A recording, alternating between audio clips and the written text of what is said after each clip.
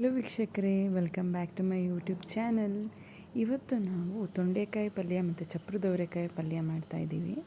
ಇದು ಚಪಾತಿ, ದೋಸೆ ಎಲ್ಲದಕ್ಕೂ best combination. ಚಪ್ರದವರೆಕಾಯಿನ flat beans ಅಂತಲೂ ಕೂಡ ಕರಿತೀವಿ ಅಥವಾ ಬ್ರಾಡ್ ಬೀನ್ಸ್ ಅಂತಲೂ ಕೂಡ ಕರಿತೀವಿ.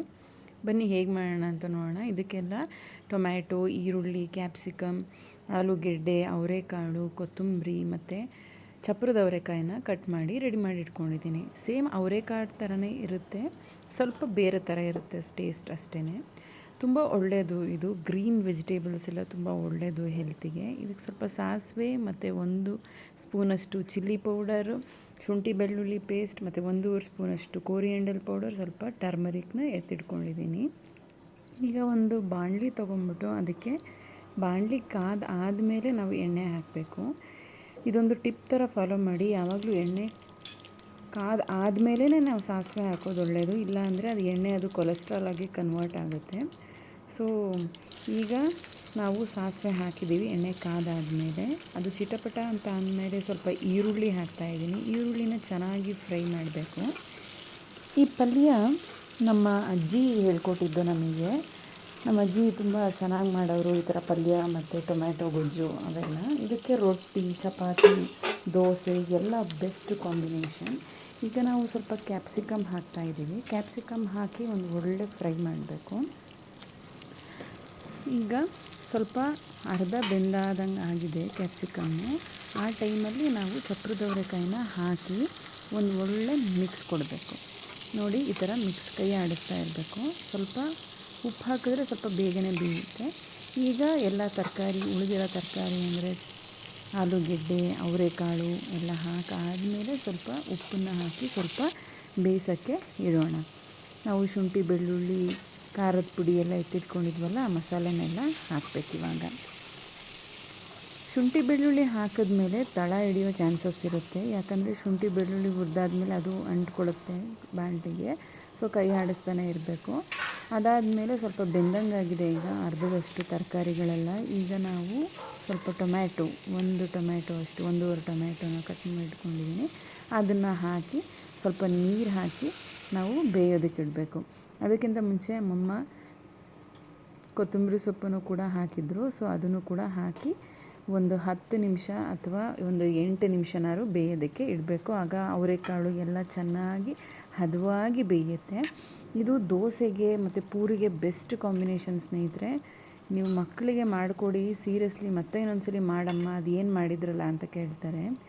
ನಾರ್ಮಲಾಗಿ ನಾವು ಈ ಥರ ತರಕಾರಿ ಎಲ್ಲ ಸಾಂಬಾರಿಗೆಲ್ಲ ಹಾಕಿದ್ರೆ ಅವ್ರು ತಿನ್ನೋದೇ ಇಲ್ಲ. ಮಕ್ಕಳೆಲ್ಲ ಸೈಡಿಗೆ ಎತ್ತಿಟ್ಬಿಡ್ತಾರೆ.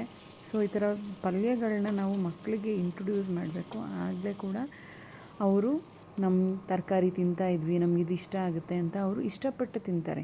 ನೋಡಿ, ಈಗ ಪಲ್ಯ ಆಗಿದೆ. ಈ ಪಲ್ಯನ ಸರ್ವಿಂಗ್ ಪ್ಲೇಟಿಗೆ ಹಾಕ್ಕೊಂಡು ನಾನು ಚಪಾತಿ ಜೊತೆ ತಿಂದಿದ್ವಿ. ಮೆಂತ್ಯ ಚಪಾತಿ ಮಾಡಿದ್ವಿ.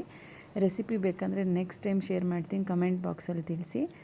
ಈಗ ನೆಕ್ಸ್ಟ್ ಬರೋಣ, ತೊಂಡೆಕಾಯಿ ಪಲ್ಯ. ಅದು ತುಂಬ ಚೆನ್ನಾಗಿರುತ್ತೆ. ದೋಸೆಗೆಲ್ಲ ಹುಳಿಯೆಲ್ಲ ಹಾಕಿ ಮಾಡ್ತೀವಲ್ಲ. ಇದಕ್ಕೊಂದು ಬಾಣಲಿನ ತೊಗೊಂಡಿದ್ದೀನಿ. ಬಾಣಲಿ ಕಾದಾದ್ಮೇಲೆ ಎಣ್ಣೆ ಹಾಕಿದ ತಕ್ಷಣ ನಾವು ಸಾಸಿವೆ ಹಾಕಬೇಕು. ಸಾಸಿವೆ ಚಿಟಪಟ ಅಂತ ಅಂದಮೇಲೆ ಕರ್ಬೇವಿನ ಸೊಪ್ಪನ್ನ ಸ್ವಲ್ಪ ದೂರದಿಂದನೇ ಹಾಕಿ, ಯಾಕಂದರೆ ಸಿಡಿಯೋ ಚಾನ್ಸಸ್ ಇರುತ್ತೆ. ಈಗ ಸ್ವಲ್ಪ ಉದ್ದಿನ ಬೇಳೆನ ಹಾಕಿ ಒಂದು ಸ್ವಲ್ಪ ಲೈಟಾಗಿ ಫ್ರೈ ಮಾಡ್ಕೊಬೇಕು. ಅದು ಸಿದೋಗ್ಬಿಡುತ್ತೆ ಬೇಗ, ಅದಕ್ಕೋಸ್ಕರ ಹೇಳ್ತಾ ಇರೋದು. ಈಗ ಈರುಳ್ಳಿ ಮತ್ತು ಮೆಣಸಿನ್ಕಾಯಿ 1-2 ಸ್ಲಿಟ್ಟಷ್ಟು, ಒಂದು ಸಣ್ಣ ಗಾತ್ರದಷ್ಟ, ಒಂದು ಮೀಡಿಯಮ್ ಸೈಜಷ್ಟು ಒಂದು ಈರುಳ್ಳಿ ತೊಗೊಂಡಿದ್ದೀನಿ ನಾನಿಲ್ಲಿ.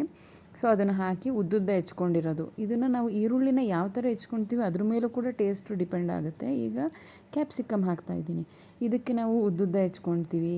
ಒಂದೊಂದು ಪಲ್ಯಕ್ಕೆ ನಾವು ಸಣ್ಣಕ್ಕೆ ಫೈನಾಗಿ ಹೆಚ್ಕೊಳ್ತೀವಿ ಆ ಥರ. ಈ ಪಲ್ಯಕ್ಕೆ ನಾವು ಉದ್ದುದ್ದ ಹೆಚ್ಕೊಂಡಿರೋ ಅಂಥದ್ದು ಈರುಳ್ಳಿನ ಒಂದೊಳ್ಳೆ ಫ್ರೈ ಮಾಡಿ. ಕ್ಯಾಪ್ಸಿಕಮ್ಮು ದೇಹಕ್ಕೆ ತುಂಬ ಒಳ್ಳೆಯದು ಸ್ನೇಹಿತರೆ. ಅದನ್ನು ಆದಷ್ಟು ಎಲ್ಲ ಸಬ್ಜಿಗಳಿಗೆ ಆ್ಯಡ್ ಆನ್ ಮಾಡ್ತಾ ಹೋಗಿ. ಮಕ್ಕಳೂ ಕೂಡ ಇಷ್ಟಪಡ್ತಾರೆ. ಈಗ ನಾನು ಟೊಮ್ಯಾಟೊ ಹಾಕಿದ್ದೀನಿ. ಟೊಮ್ಯಾಟೊ ಹಾಕಿ ಸ್ವಲ್ಪ ಉಪ್ಪು ಹಾಕಿ ಸ್ವಲ್ಪ ಬೇಯೋದಕ್ಕೆ ಬಿಡಬೇಕು. ಟೊಮ್ಯಾಟೊ ಚೆನ್ನಾಗಿ ರಸ ಬಿಟ್ಟಾದ ಮೇಲೇ ಪಲ್ಯಕ್ಕೆ ಒಂದು ಟೇಸ್ಟ್ ಬರೋ ಅಂಥದ್ದು. ಸ್ವಲ್ಪ ಅರಿಶಿನ ಹಾಕ್ತಾಯಿದ್ದೀವಿ. ಈಗ ಅರಿಶಿನ ತುಂಬ ಪ್ರಾಮುಖ್ಯತೆ ಕೊಡುತ್ತೆ ಎಲ್ಲ ಪಲ್ಯಗಳಿಗೆ. ಅರಿಶಿನ ಇಲ್ಲ ಅಂತಂದರೆ ಅದು ಕಲರೇ ಬೇರೆ ಥರ ಆಗೋಗ್ಬಿಡುತ್ತೆ. ಅರಿಶಿನ ತುಂಬ ಒಳ್ಳೆಯದು. ಅರಿಶಿನ ಆದಷ್ಟು ತಿನ್ನಿ, ಸ್ಕಿನ್ನಿಗೆಲ್ಲ ತುಂಬ ಒಳ್ಳೆಯದು. ಈಗ ಸ್ವಲ್ಪ ಉಪ್ಪು ಹಾಕ್ಬಿಟ್ಟು ಇದನ್ನು ಬೇಯೋದಕ್ಕೆ ಇಡ್ತಾಯಿದ್ದೀವಿ. ನೀವೇನಾದ್ರು ಹೊಸದಾಗಿ ನನ್ನ ಚಾನಲ್ ನೋಡಿ ವಿಡಿಯೋ ನೋಡ್ತಾ ಇದ್ದರೆ ಸಬ್ಸ್ಕ್ರೈಬ್ ಮಾಡ್ಕೊಳ್ಳೋದನ್ನ ಮರಿಬೇಡಿ.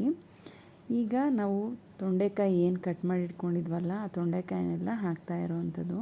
ಇದು ನಮ್ಮ ತೋಟದಲ್ಲಿ ಬಿಟ್ಟಿದ್ದ ತೊಂಡೆಕಾಯಿ, ತುಂಬ ಪೆಸ್ಟಿಸೈಡ್ಸ್ ಏನೂ ಯೂಸ್ ಮಾಡಿಲ್ಲ, ತುಂಬ ಚೆನ್ನಾಗಿರುತ್ತೆ.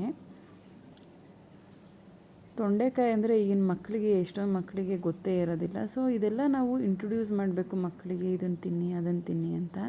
ಸೊ ಈಗೆಲ್ಲ ಪಿಜ್ಜಾ ಬರ್ಗರು ಬರೀ ಅದನ್ನೇ ತಿನ್ನೋದಾಗೋಗಿದೆ. ಈಗ ನಾವು ತೊಂಡೆಕಾಯಿ ಹಾಕಿ ಸ್ವಲ್ಪ ಅದು ಅರ್ಧ ಬೆಂದಾದ ತಕ್ಷಣವೇ ಸ್ವಲ್ಪ ಕೊತ್ತಂಬರಿ ಸೊಪ್ಪು ಹಾಕಿ ಬೇಯಿಸೋದ್ರಿಂದ ಪಲ್ಯದ ಟೇಸ್ಟೇ ಒಂಥರ ಚೇಂಜ್ ಆಗಿರುತ್ತೆ. ಬೇಕಾದರೆ ಗಾರ್ನಿಷಿಗೆ ಇನ್ನೊಂದು ಸ್ವಲ್ಪ ಕೊತ್ತಂಬರಿ ಸೊಪ್ಪು ಹಾಕ್ಕೊಳ್ಳಿ.